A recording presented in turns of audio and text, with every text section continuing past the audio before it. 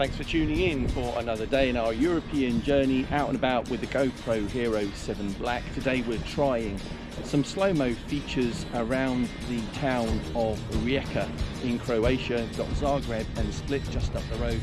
I'm going to try and capture some clips in 240 frames a second in HD 1080p. See what you think of these clips.